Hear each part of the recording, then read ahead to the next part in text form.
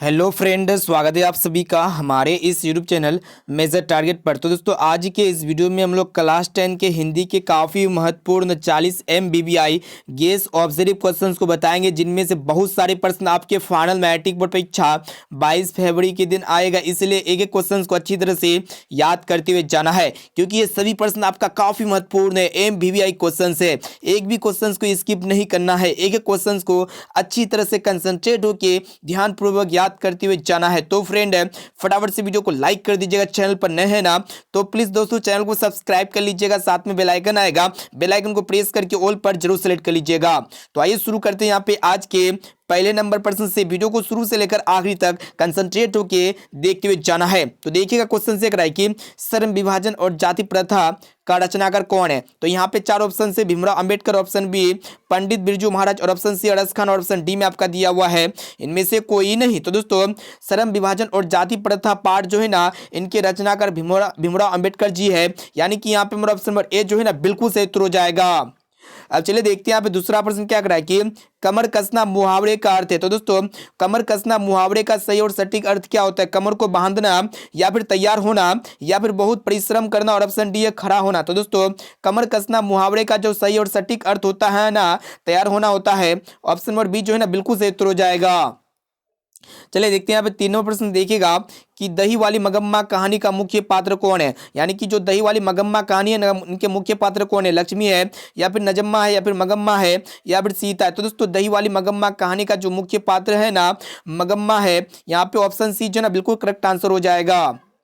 अब आइए दोस्तों देखते हैं यहाँ पे चौथा प्रश्न देखिएगा क्या कराए कि जन्म से ही पागल कौन है। तो दोस्तों, जन्म से ही कौन पागल थी, सीता, या फिर लक्ष्मी, या फिर मंगू, और ऑप्शन डी में आपका दिया माँ। तो दोस्तों, जन्म से ही जो है ना मंगू पागल थी, इसे आप लोग को याद रखना है। ऑप्शन नंबर सी जो है ना बिल्कुल सही उत्तर हो जाएगा।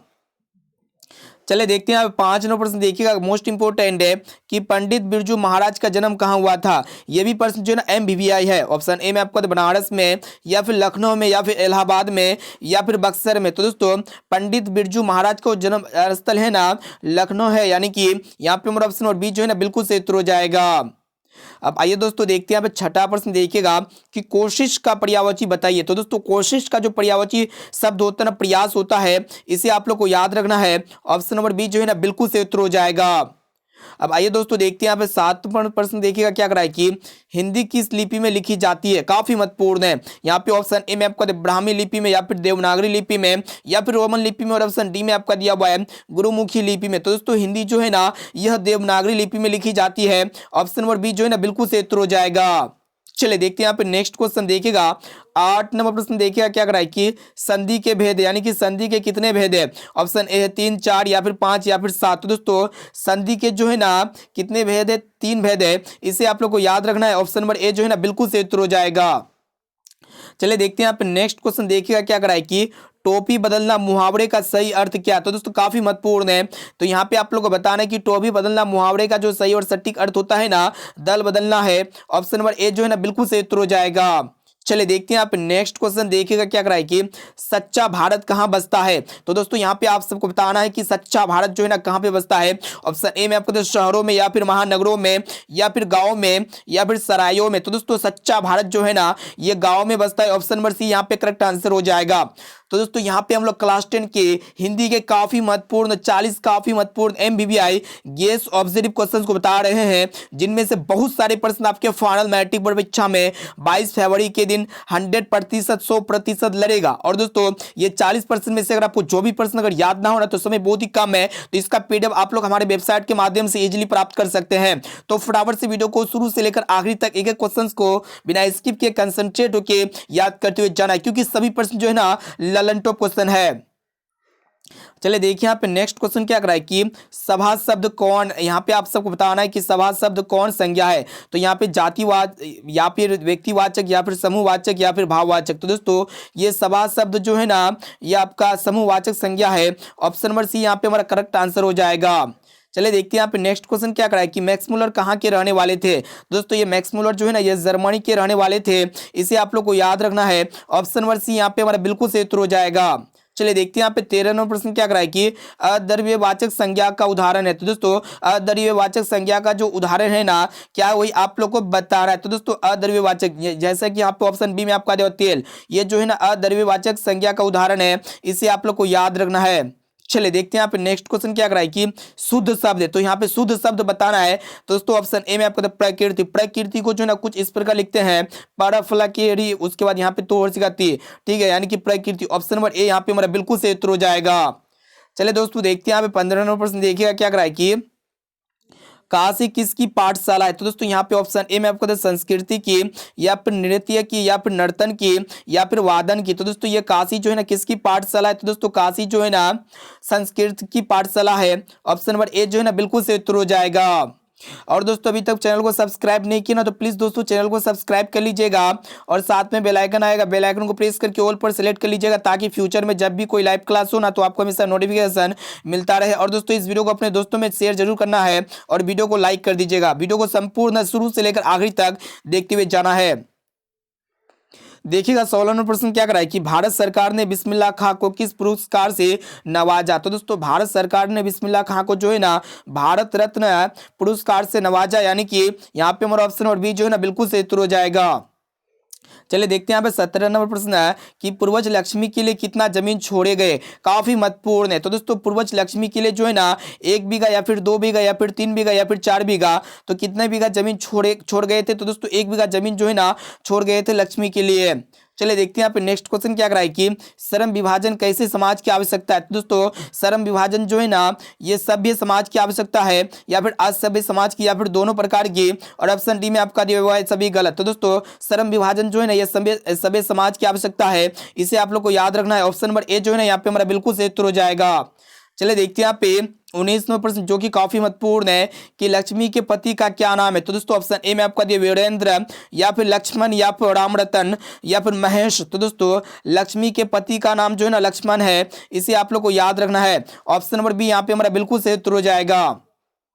चलिए देखते हैं यहाँ पे 20वां प्रश्न क्या कराए कि बाढ़ की समस्या किस कहानी के केंद्र में है। तो दोस्तों ऑप्शन ए में आपको माँ, या फिर ढहती विश्वास, या फिर नगर, या फिर धरती कब तक घूमेगी। तो दोस्तों जो बाढ़ की समस्या है ना ये किस कहानी के केंद्र में है। तो दोस्तों ये जो है ना मतलब ढहती विश्वास कहानी के केंद्र में है, इसे आप लोग को याद रखना है। तो दोस्तों यहाँ पे हम लोग क्लास 10 के हिंदी के काफी महत्वपूर्ण most important 40 guess observe question को बता रहे हैं, जिनमें से बहुत सारे प्रश्न आपके फाइनल मैट्रिक बोर्ड परीक्षा में 100% लड़ेगा। इसीलिए एक क्वेश्चन को अच्छी तरह से याद करते हुए जाना है। और दोस्तों ये 40% का फ्री ऑफ कॉस्ट पीडीएफ प्राप्त करना चाहते हैं ना, तो आप लोग को बताएंगे कि आप लोग पीडीएफ कैसे डाउनलोड कर सकिएगा। तो इस वीडियो को संपूर्ण शुरू से लेकर आखिरी तक देखते हुए जाना बिना स्किप किए। और दोस्तों जो भी स्टूडेंट वीडियो को लाइक नहीं किया ना, तो प्लीज दोस्तों फटाफट से वीडियो को लाइक कर दीजिएगा। और चैनल पर नए हैं ना तो प्लीज दोस्तों चैनल को सब्सक्राइब करके बेल आइकन को प्रेस करके ऑल पर जरूर सेलेक्ट कर लीजिएगा। चलिए देखते हैं यहाँ पे नेक्स्ट क्वेश्चन क्या करा कि सेन साहब खोखा को क्या बनाना चाहते थे। तो यहाँ पे ऑप्शन ए है डॉक्टर, या फिर इंजीनियर, या फिर पत्रकार, या फिर खिलाड़ी। तो दोस्तों सेन साहब खोखा को जो है ना इंजीनियर बनाना चाहते थे, यानी कि यहाँ पे हमारा ऑप्शन नंबर बी जो है ना बिल्कुल सही उत्तर हो जाएगा। चलिए देखते हैं यहाँ पे 22वां प्रश्न क्या कराए कि निर्लज अपराधी किसे कहा गया है। मोस्ट इंपोर्टेंट है। तो यहाँ पे नाखून को, या फिर चोर को, या फिर बदमाश को, या फिर डाकू को। तो दोस्तों यहाँ पे आप सबको बताना है कि निर्लज अपराधी जो है ना किसे कहा गया है। तो दोस्तों निर्लज अपराधी जो है ना नाखून को कहा गया है। ऑप्शन नंबर ए जो है ना बिल्कुल सही उत्तर हो जाएगा।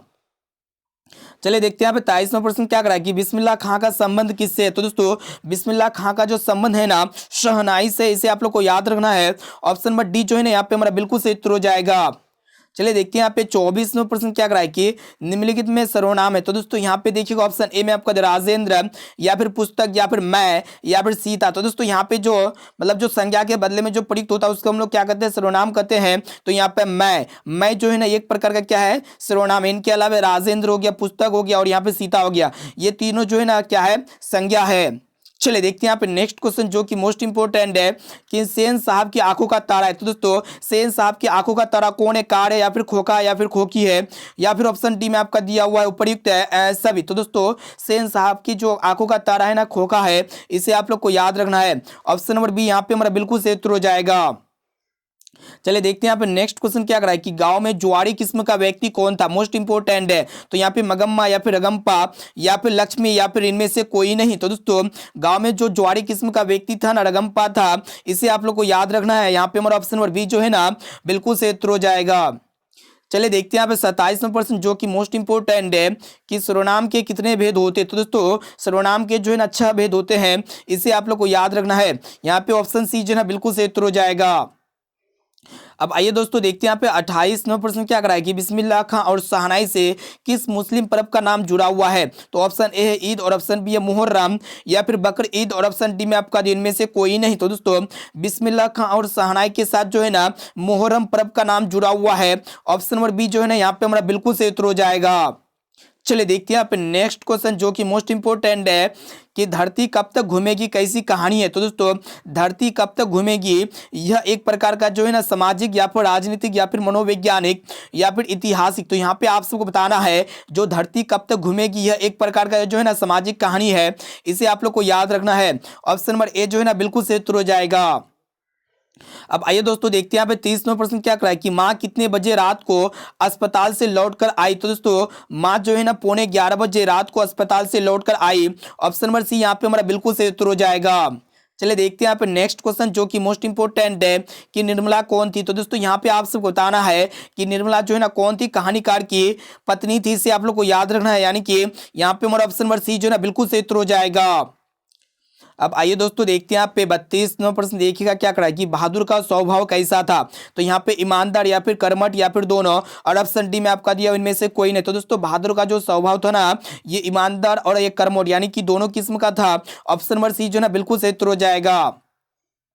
चलिए देखते हैं यहाँ पे नेक्स्ट क्वेश्चन जो कि मोस्ट इंपोर्टेंट है कि बहादुर तुमको अपनी माँ की याद आती है ऐसा कौन पूछता है। तो ऑप्शन ए में आपका निर्मला ने या फिर किशोर ने या फिर लेखक ने या फिर इनमें से कोई ही नहीं। तो दोस्तों बहादुर तुमको अपनी माँ की याद आती है ऐसा जो है ना किसने पूछता है, निर्मला जी ने पूछता है। ऑप्शन नंबर ए जो है ना बिल्कुल सही उत्तर हो जाएगा। अब आइए दोस्तों देखते हैं यहाँ पे 34वां प्रश्न क्या करा है कि माँ के मार, यहाँ पे आपसे बताना है कि माँ के मार के डर से बहादुर रात भर कहाँ छिप रहा, मतलब छिपा रहा, घर में या फिर जंगल में या फिर पड़ोसी के घर में या फिर इनमें से कोई नहीं। तो दोस्तों माँ के मार के डर से बहादुर जो है ना रात भर कहाँ पे जंगल में छिपा रहा। इसे आप लोग को याद रखना है। ऑप्शन नंबर बी जो है ना यहाँ पे हमारा बिल्कुल से उत्तर हो जाएगा। अब आइए दोस्तों देखते हैं यहाँ पे 35वां प्रश्न क्या करा है कि निम्नलिखित में सर्वनाम है। तो दोस्तों यहाँ पे जो सर्वनाम होगा ना वह हो जाएगा। इसे आप लोग को याद रखना है। यहाँ पे हमारा ऑप्शन नंबर ए जो है ना बिल्कुल से उत्तर हो जाएगा। अब आइए दोस्तों देखते हैं यहाँ पे 36वां प्रश्न क्या करा है कि विष के दांत का रचनाकार कौन है। तो यहाँ पे ऑप्शन ए में आपको हजारी प्रसाद द्विवेदी या फिर नलिन विलोचन शर्मा या फिर जीव नंदन दास या फिर अमरकांत। तो दोस्तों विष के दांत जो इनके जो रचनाकार है ना नलिन विलोचन शर्मा है। यहाँ पे हमारा ऑप्शन नंबर बी जो है ना बिल्कुल से उत्तर हो जाएगा। अब आइए दोस्तों देखते हैं आप नेक्स्ट क्वेश्चन देखिएगा क्या करा है कि हाथ साफ करना मुहावरे का सही अर्थ क्या है। तो दोस्तों ऑप्शन ए में आपका दिया हाथ धोना या फिर सफाई करना या फिर चोरी करना या फिर गंदगी फैलाना। तो दोस्तों हाथ साफ करना मुहावरे का जो सही और सटीक अर्थ होता है ना सफाई करना होता है। इसे आप लोग को याद रखना है। यहाँ पे हमारा ऑप्शन नंबर बी जो है ना बिल्कुल से उत्तर हो जाएगा। अब चलिए दोस्तों देखते हैं यहाँ पे 38वां प्रश्न क्या करा है कि हिरोशिमा किस देश में है। तो दोस्तों ये हिरोशिमा जो है ना चीन में या फिर फ्रांस में या फिर जापान में या फिर जर्मनी में स्थित है। दोस्तों ये जो है ना हिरोशिमा जापान में स्थित है। इसे आप लोग को याद रखना है। ऑप्शन नंबर सी यहाँ पे हमारा बिल्कुल सही उत्तर हो जाएगा। चलिए देखते हैं यहाँ पे नेक्स्ट क्वेश्चन क्या करा है कि बहादुर पर कितने रुपये की चोरी का इल्जाम लगा था। तो यहाँ पे आप सबको बताना है कि बहादुर पर जो है ना कितने रुपये की चोरी का इल्जाम लगा था। तो दोस्तों बहादुर पर जो है ना 11 रुपये की चोरी का इल्जाम लगा था। इसे आप लोग को याद रखना है। यहाँ पे ऑप्शन डी जो है ना हमारा बिल्कुल सही उत्तर हो जाएगा। अब आइए दोस्तों देखते हैं यहाँ पे आज का लास्ट और अंतिम प्रश्न जो कि मोस्ट इंपोर्टेंट है कि एड़ी शब्द का विलोम है। तो दोस्तों एड़ी शब्द का जो विलोम है ना क्या है, चोरी है, चोटी है, सॉरी। यहाँ पे हमारा ऑप्शन नंबर सी जो है ना बिल्कुल सही उत्तर हो जाएगा। एड़ी शब्द का जस्ट ऑपोजिट क्या होता है, चोटी होता है। इसे आप लोग को याद रखना है। दोस्तों यहाँ पे हम लोग क्लास 10 के हिंदी के काफी महत्वपूर्ण MBBI 40 गेस ऑब्जर्व क्वेश्चन को बता चुके हैं, जिनमें से बहुत सारे प्रश्न आपके फाइनल मैट्रिक बोर्ड परीक्षा में 22 फरवरी की दिन 100% 100% लड़ेगा। और दोस्तों ये 40% अगर आप PDF प्राप्त करना चाहते हैं ना तो आप लोग को सिंपली गूगल पे सर्च करना पड़ेगा measuretarget.co.in। इसको जैसे ही सर्च करते हैं ना तो आप लोग को वहाँ पे आप लोग जो है ना PDF डाउनलोड वाले बटन पे क्लिक करके जो है ना आप लोग इसका PDF फ्री ऑफ कॉस्ट प्राप्त कर सकते हैं। और आप लोग बताइए कि 40% में से पहले से आप लोगों को कितना प्रश्न का सटीक आंसर याद था, इसका जवाब जो है ना आप लोग को इसी वीडियो में फटाफट से कमेंट करके बताना है। तो दोस्तों अभी तक वीडियो को लाइक नहीं किया ना तो प्लीज दोस्तों फटाफट से वीडियो को लाइक कर दीजिएगा। चैनल पर नए हैं ना तो प्लीज दोस्तों चैनल को सब्सक्राइब करके बेल आइकन को प्रेस करके ऑल पर जरूर सेलेक्ट कर लीजिएगा। इस वीडियो को अपने दोस्तों में ज्यादा से ज्यादा शेयर कीजिए ताकि सभी स्टूडेंट जो है ना बोर्ड परीक्षा में 480 प्लस मार्क्स से पास आउट हो पाए। तो दोस्तों फिर मिलते हैं जल्द ही अगले वीडियो पे।